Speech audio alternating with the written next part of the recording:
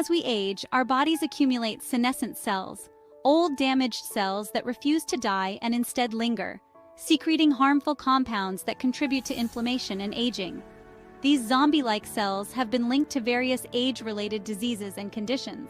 Enter senolytics, a new class of drugs designed to selectively eliminate senescent cells.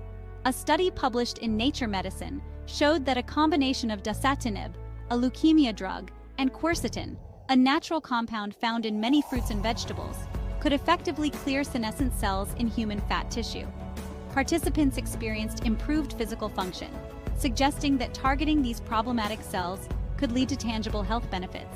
While senolytics are still in the experimental stage, they represent a promising avenue for extending health span, the period of life spent in good health.